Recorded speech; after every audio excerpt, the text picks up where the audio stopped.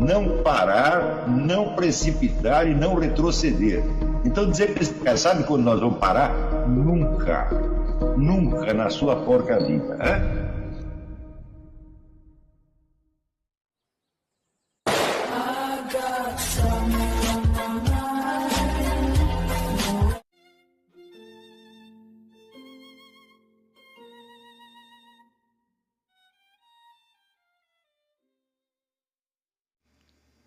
E aí pessoal, tranquilo? Então vem aqui antes do vídeo começar, pedir para vocês se inscreverem, quem não for inscrito, compartilhar, curtir, comentar. Quem puder seja membro do canal, que isso ajuda bastante. Tem também o link do Apoia-se. Quem puder ajudar nosso canal e apoiar financeiramente vai ser muito bem-vindo.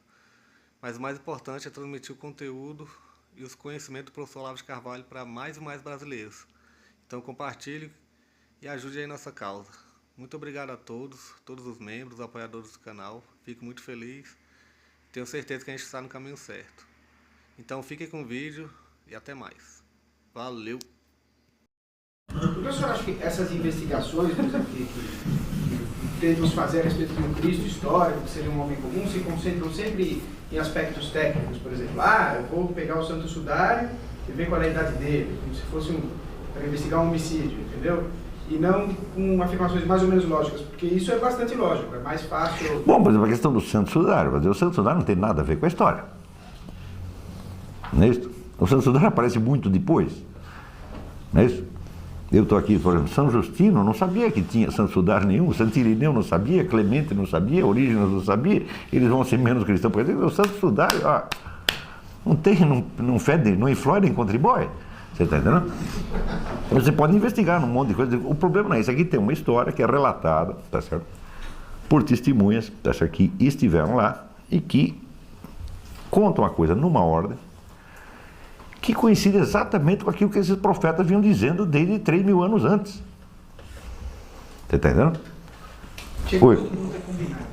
Ademais, não, ainda teve que combinar com o leproso para ele curar. Você vai lá e finge que curou, entendeu? Ou então, você, pelo poder do pensamento positivo, quer dizer, eu vou acreditar que o pensamento positivo do leproso o curou? Eu com o pensamento positivo não curo um calo, não curo uma hemorroida, porra, né? Agora o leproso, que já está todo ferrado, de repente ele adquire esse poder miraculoso pelo pensamento positivo. Você está entendendo? Não tem, quer dizer, é um negócio tão rebuscado e tão artificioso que denota idiotice. Você está entendendo? Oi. Mas existe também a corrente mais hard que fala que não é coincidência. Construíram uma história para parecer que... Isto, construíram, porque naquele tempo já existia agência de publicidade, tinha o Duda Mendonça, né? Eles forjaram provas pelo mundo inteiro. Ou seja, a técnica publicitária foi todinha inventada a partir do fim do século XIX. Não é isso? E mesmo assim, falhou. Tem um monte de campanha publicitária que falha. Você lança o produto vai para o brejo. Né? Eles querem nos fazer crer que antes disso, no tempo não tinha técnica publicitária nenhuma, tinha uma técnica publicitária implícita, inconsciente, tá certo? Que funcionava pra caramba e que criou, né, os profetas, os santos, etc, etc. Ora, você para acreditar nisso precisa ser muito pueril, muito infantil. É sempre a ideia de que a desconfiança é sinal de maturidade, a confiança é sinal de que você é um atrasado, um caipira. Eu digo, não, depende do tipo de desconfiança, porque essa desconfiança que você está tendo, ela me exige uma confiança muito maior. Então é igual a mesma desconfiança que você tem de fatos até anteriores. Como é? Por exemplo, você tem fatos históricos descritos anteriormente que as pessoas confiam piamente como se aquilo fosse fato. Claro, claro. Quer dizer, você... Na verdade, essa desconfiança, essa suspicácia moderna perante os dados da revelação, ela é profundamente incrédula, porque ela exige você acreditar em muito mais coisa do que a revelação está te pedindo. Olha, a revelação está dizendo o seguinte: o homem era Deus, era o verbo de Deus, e aconteceu isso assim, assim, assim, assim, e curou o leproso, quem morreu ressuscitou. É só isso. Agora, os caras querem que eu acredite numa loteria esportiva, na existência de agências de publicidade, tá certo, etéreas, né, imateriais, que criaram tudo isso, né, mediante aqueles processos mediante o processo de violência simbólica do Pierre Bourdieu, imposição de discurso e não sei o que. Escuta, peraí, Você vê, como é que o Papa fazia para impor um discurso? Você pensa que tinha a Rede Globo televisão, o Papa chegava lá, falava, 70% da audiência ouvia? Não, o Papa falava um negócio, para aquele negócio chegar nas igrejas, levava anos. Você está entendendo? Quer dizer, se o cara que está na igreja, digamos, sei lá, na Irlanda, ele, durante a vida, depois que ele foi para a Irlanda, se ele 2 vezes na vida receber notícia do Vaticano, é muito. Você está entendendo? Então como é que podia haver violência simbólica aí? Então os caras estão pedindo, para não aceitar um dado miraculoso, pede que a gente aceite um universo inteiro de suposições miraculosas. Então, até por uma questão de preguiça, eu prefiro ficar com a revelação mesmo. Não é um problema de fé, eu estou dizendo uma coisa científica, pô. Quando você não acredita em Deus, você acredita em tudo mais. Ele diz, desde de acreditar em Deus, não é que não acredita mais nada, acredita em tudo. Acredita em qual? A história da carochinha, Papai Noel, né? Duda Mendonça, etc, etc. Mas uma comparação que às vezes eu vejo não é nesse sentido. O que esses historiadores usam não é no sentido de que foi uma montagem proposital, com o fim de enganar, etc. Eles puxam exemplos, por exemplo... Não, foi inconsciente. Foi inconsciente. Não nesse sentido. Eles pegam, por exemplo, aqueles exemplos de sutras históricos budistas, em que se pega um personagem real, por exemplo, o rei Asuka, e aí se constrói toda uma versão extremamente mítica da história dele, e havia exércitos que saíram do solo e combateram, etc. E constrói-se toda uma história mítica em torno de um personagem real, mas essa construção é para representar... Bom, mas você aí, no caso, você é capaz de distinguir entre os fatos históricos e a construção mítica em torno. Então, justamente o que... Mas acontece que ali não é isso que acontece. É o próprio Cristo que está dizendo, eu sou o verbo divino, eu vou morrer, eu vou ressuscitar. É ele mesmo que está dizendo na hora mesmo que a coisa acontece. Isso não foi acrescentado depois, nada foi acrescentado depois. Tudo o que se elabora, a partir de toda a elaboração doutrinal, é feita a partir desses primeiros testemunhos. E mais ainda, a quase totalidade dos testemunhos foi rejeitada por não estar muito consistente. Quando se ficou com 4 evangelhos, é porque dizer, esses 4 aqui estão confirmados, estão perfeitamente concordantes e não tem maluquice. Havia dezenas de evangelhos. Mas onde o camarada misturava as suas interpretações doutrinais, eu posso que esses 4 não fazem interpretação doutrinal, eles contam a coisa e pronto. Agora, se a gente começava a elaborar em cima poeticamente, fala, não, então isso aí não serve. Quer dizer, os 4 evangelhos foram selecionados não por uma questão, vamos dizer, doutrinal, mas por uma questão de documentação. Não que os outros sejam discordantes, não, os outros também são concordantes, só que eles acrescentam mais coisa. Você está entendendo?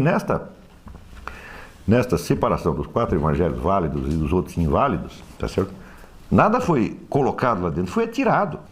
Pode ser que seja verdade também, mas nós não sabemos. Você está entendendo? Ah, tem o evangelho de Pedro, o evangelho de Tomás, o evangelho de fulano, Beltrano, tem um monte de evangelho. Quer dizer, pessoas que contaram aquele negócio a seu modo. E essas botavam coisas a mais. Esse a mais foi tirado. Agora, o que está aqui também está nesses outros. Está entendendo? Então, esses outros também são concordantes com este. Só que eles são discordantes entre si e outras coisas. Então, vamos botá-lo na geladeira. Não sabemos se são... Pode até ser válido. Então, foi por um processo de crítica histórica que a igreja separou esses 4. Aliás, a igreja, de vez em quando, ela também pega alguns elementos desses outros e fala, não, isso daqui realmente parece que aconteceu. Como claro. A função de Maria, né? Claro, pode ter sido e pode não ter sido. Não é isso? A Assunção de Maria foi ou não foi? Bom, um diz que sim, outro diz que não, outro não fala nada. Então, não é necessário a gente decidir. Tá certo? Agora, existe esses 4 e existe o testemunho oral. Você está entendendo? Que foi transmitido dentro da igreja por muita gente que é tão importante quanto o evangelho escrito. Então, estes 4 aqui, que aparecem, digamos, 30, 40 anos depois dos acontecimentos, eles são concordantes, não só entre si, mas são concordantes com o que nós sabemos, nós da igreja sabemos. Nós também estamos lá, também vimos. Está entendendo? Então, esse foi o motivo da exclusão dos outros, foi esse, porque eles tinham coisa a mais, que não dá para você saber se é verdade ou não. Então, vamos ficar com a narrativa mais simples, ainda que com o risco de você perder detalhes que podem ter sido até importantes. São importantes, mas incertos.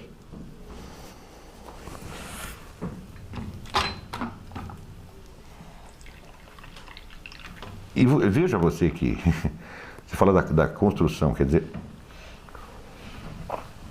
uma construção dessa leva séculos.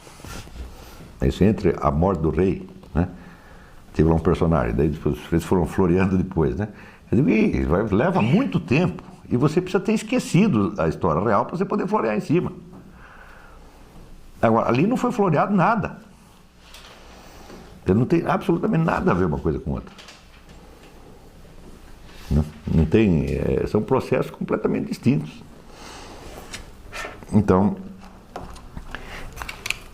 mas você, quando quer ser muito esperto, ele acaba ficando até trouxa, entendeu? Quer dizer, você vai desconfiar da coisa, bom, me dê um bom motivo para desconfiar. Por que você vai suspeitar? O sujeito está falando é louco, é mentiroso? Não, não é. Tá certo? Está ganhando algum com isso? Não, também não está. Então, por que você vai desconfiar? Parece que dizem que é bom demais para ser verdade. É bom demais para ser verdade. Agora, se eu contasse para você, olha, o negócio é o seguinte, tudo isso é mentira, foi o diabo que inventou só para sacanear com você. Aí você acredita. Por que você acredita? Porque você tem medo. O senhor não acha que a distância no tempo acaba criando uma certa desconfiança? Porque hoje em dia é muito comum a gente ver as pessoas argumentarem, mas então por que mais ninguém ressuscita? Eu nunca ouvi falar de alguém que tenha ressuscitado, então eu nunca vi ninguém ressuscitar. Ué, porque não é para ressuscitar mesmo. Quer dizer, se ressuscitar fosse uma coisa que acontecesse para qualquer um, qual seria a novidade ali? Pô? Então, quer dizer, e antes de ressuscitar, já tinha feito outro camarada ressuscitar. Quer dizer, se eu fiz com ele, por que eu não posso fazer comigo? Esse negócio de Lázaro, tinha centenas de pessoas lá que assistiram, pô. E não é o tipo não tinha lá nenhum publicitário, não tinha nenhum jornalista do Globo, tá entendendo? Para inventar a historinha, não tinha. Então, ou seja, a história nos parece contada, vamos dizer, com razoável fidedignidade. Não é isso? É uma história que você não entende. Mas os milagres, eles não têm um aspecto retórico mais do que prova? Eu diria assim, naquela época ocorriam esses milagres de ressurreição e outras coisas assim, porque havia uma necessidade, vamos dizer assim, de uma espécie de convencimento, porque não havia uma doutrina que você estudava. Mas quer dizer, você vai... Escuta, peraí, mas você vai ressuscitar o sujeito só para convencer os outros? Não estou dizendo isso, mas estou falando assim... Eu digo, o sujeito, se fosse capaz de ressuscitar, não seria capaz também de inventar um discurso mais convincente? Não é possível. Ademais, tá certo? O milagre, como meio de convencimento, é condenado pelo Cristo da maneira mais taxativa. Ele diz o seguinte, no Evangelho se diz que os gregos, para acreditar numa coisa, eles exigem uma demonstração matemática. E os judeus exigem um milagre. E os dois são malucos. Porque simplesmente a coisa está acontecendo. Quer dizer, qual é o motivo que tem para duvidar? Ademais, você não vê nenhum esforço de convencimento em parte alguma do Evangelho. Porque eu pensei assim, né? Quando você já tem conhecimento da doutrina religiosa, você não precisa de um fato desse. Mas a doutrina religiosa aparece milênios depois. Isso aqui é importante entender. A doutrina cristã foi sendo elaborada ao longo dos tempos, pelos concílios, pelos papas, pelos doutores, etc, etc.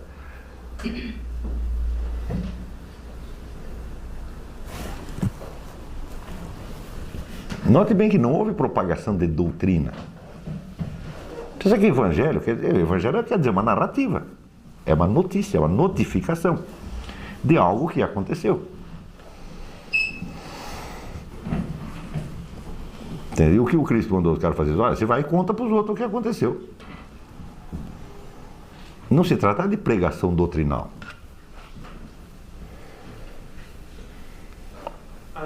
A pregação doutrinal ela começa aos poucos, tá certo? Com os apologistas, né? Já quase um século depois, começa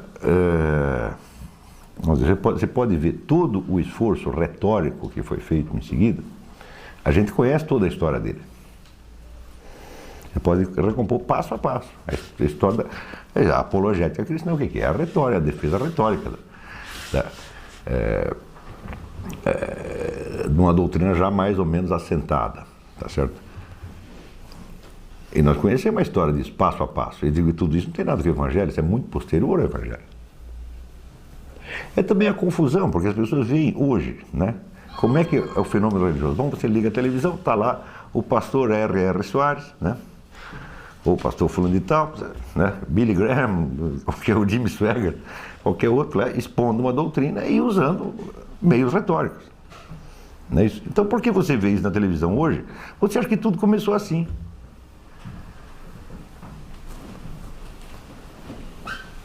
Mas nenhuma religião começou assim. Isso é impossível. Mas é o tal negócio. Santo Tomás de Aquino dizer que nós falamos com palavras. Falamos e escrevemos com palavras. Deus fala e escreve com coisas. Com fatos, com coisas, com atos, tá entendendo? Então, o discurso divino é indiscernível dos fatos que o enunciam. Então, por isso mesmo, não tem aquela inteligibilidade imediata da doutrina. Tá certo? Mas tem o impacto do fato real. E aí está a universalidade também, né? Porque quando começa a virar doutrina, a coisa vai fragmentar. Claro, a doutrina você pode expor de um jeito ou do outro, daí já começa a surgir controvérsia. Claro que você pode chegar a unificar a doutrina. Mas como é que se unifica a doutrina? Através de inúmeras controvérsias. O que são os concílios, se não, né, imensos, como é que se diz? Palcos de controvérsias. Dessas controvérsias, algumas podem ser arbitradas cientificamente, outras não. E daí o que o Papa faz? Ele produz outro fato, ele vai lá, conversa com Deus e diz, olha, Deus diz que é assim. Por quê? Eu também não sei. Ele me diz que é assim, não fui eu que estou dizendo, ele me diz que é assim. Tá certo? Então o que é isto? É uma doutrina? Não, é outro fato.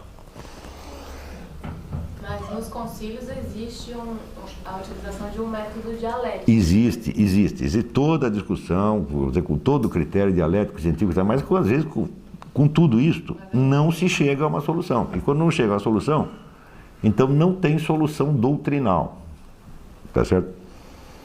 Mas tem uma solução dogmática. Mas aí o fato e o dogma ficam indissoluíveis. O fato e o dogma são indissoluíveis. O dogma é um fato. Ele não é a doutrina. O Papa vai lá, reza, se recorda, daí diz, olha, Deus me diz que é assim. Note bem, não é uma coisa que o Papa pensou, não é uma elaboração intelectual dele, é algo que lhe foi imposto, de alguma maneira. Está entendendo? Então, você pode passar o resto da sua vida tentando justificar por que é assim. Eu digo, aí você está transformando em doutrina. Tá entendendo? Uma doutrina tem que poder ser defendida dialeticamente. Como é que você vai defender dialeticamente a ressurreição do nosso Senhor Jesus Cristo? Você não pode, está entendendo? Porque é um dado, é um fato, você não tem como, ele não é uma ideia, ele não é uma opinião que você pode, não é uma teoria que você pode defender. Como você não pode defender dialeticamente uma árvore, por exemplo? Você não pode defender dialeticamente uma árvore. É isso? Exatamente. A chuva, o sol, está entendendo? Você não pode defender. É um dado. Está compreendendo? Então, é claro que os dados podem ser falseados. Você pode dizer que uma coisa que aconteceu, uma coisa que não aconteceu. Tá certo? Mas isso não é uma discussão doutrinal, é uma discussão histórica. Não é assim? E se você vai discutir esses dados da revelação cristã, então toda impugnação de um dado é feita por um motivo racional. Nunca é irracional. Você não pode rejeitar o dado só porque você não gosta. Se a rejeição daquele dado implica a adesão a hipóteses mirabolantes, então a rejeição do dado não tem razão de ser. Então, se você nega a versão que o próprio Jesus Cristo dá da sua vida, você diz, olha, não foi nada disso que aconteceu. Quer dizer, o cara não era o verbo de Deus, não foi nada disso. Então é o seguinte, então tudo foi um tecido de coincidências muito mais miraculoso do que o que ele está contando. Quer dizer, pessoas afastadas 3.000 anos uma das outras combinaram entre si para produzir um efeito fictício no ano zero da era cristã. Não é tão absurdo, é tão estúpido. Quer dizer, não há motivo para você impugnar isso aí. Professor, qual é a atitude dos judeus diante desse fato? Esse é outro problema. Esse é outro problema. Porque se a nova aliança confirmava a anterior, isso quer dizer que a anterior podia ser cumprida de dois jeitos, do jeito antigo e do jeito novo. Senão a religião judaica teria acabado. Você está entendendo? Quer dizer que ela pode ser, uma parte dela, vamos dizer, sob certo aspecto, ela é absorvida na nova. Mas sob outro aspecto, ela continua, ela não podia ser revogada. Está entendendo? Então aí surge todo um jogo entre a lei antiga e a lei nova. Tá certo? Que é uma das coisas mais bonitas da história humana. Porque, pelos anos seguintes, aqueles que ficam na fórmula antiga, até hoje eles não sabem o que fazer com o tal do Jesus Cristo. E este é o grande problema da história. Você está entendendo? Então é por isso que, vamos dizer, a conversão dos judeus é considerada a etapa final da história humana. Na Bíblia está assim. Está compreendendo? Quer dizer, o fim do mundo é antecedido pela conversão dos judeus. O que significa que se tivesse convertido já teria acabado. Entendeu? Tem gente que tenta precipitar o processo, né? Em vez de converter, tenta eliminar e pronto. De matar todos. Daí não temos mais esse problema. Né? Não acaba mais. A verdade, o mundo não acaba mais. Então, você pode dizer que a história do mundo é medida, tá certo? Daí para dentro, pela relação entre a lei antiga e a lei nova. Tudo o que se passa na história ocidental pode ser contado pela relação entre, vamos dizer, o princípio da lei e o princípio da graça. Que às vezes parecem se identificar e às vezes parecem ser antagônicos. Agora, isso aí é um mistério que não me cabe explicar. Eu digo, eu sei que é assim.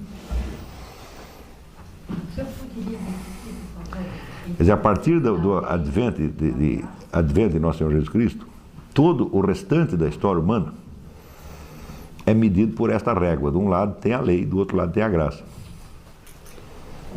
Está entendendo? Que no fundo são idênticas, mas só no fundo. Na superfície da história, às vezes aparecem como antagônicas. Está compreendendo? Por exemplo, uma coisa interessantíssima. Muitas das escolas gnósticas apareceram com a ideia de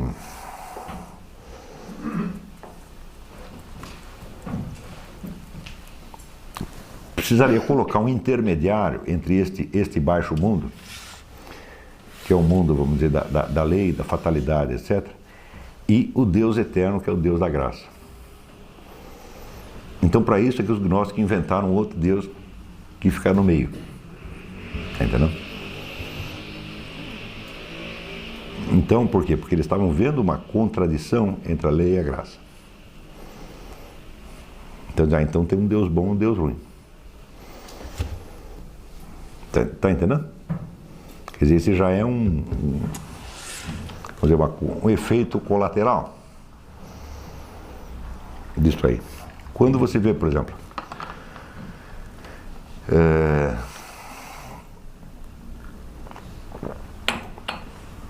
quando um povo opta pelo socialismo, o que ele está fazendo? Está dizendo aqui, nós vamos fazer um negócio que vai estabelecer a total unanimidade, junto com a total espontaneidade e liberdade. Não é isso que eles estão prometendo? Uma sociedade perfeita. O que é isso? Nós vamos dar um jeito entre a lei e a graça. Nós ainda estamos vivendo esse problema. Quando cabe a nós saber que a solução deste enigma só Deus tem. Nós não temos. Nós sabemos que em algum ponto e de algum modo a lei e a graça se articulam. Tá certo? Como? Eu não sei. Bom, aí isso é questão de fé? Não, isso não é uma questão de fé, isso é questão de lógica. Eu dizer que, olha, eles devem se articular, porque vem da mesma fonte. Não é isso? E como dizia São Tomás de Aquino, Deus não pode revogar a lógica de Aristóteles. Deus é onipotente, mas isso aí ele não pode fazer. Tá certo? E por outro lado, eu vejo que na prática tem conflito. Mas também o conflito não é constante. Então, por um lado, você vê, pelo lado lógico, você vê a unidade, a lei da graça. E no mundo empírico, ora você vê a unidade, ora você vê a contradição. A unidade está predominando, mas não totalmente. Tem um monte de coisa que a gente não entende. Não é isso? Mas não vamos entrar em considerações sobre o fim do mundo, não é isso. O objetivo aqui não é esse, tá certo? Não é um curso de cristianismo também. Então, mas para entender a história desse período, a primeira coisa que tem que entender é que o cristianismo, como qualquer outra religião, não surge como doutrina. Não é isso?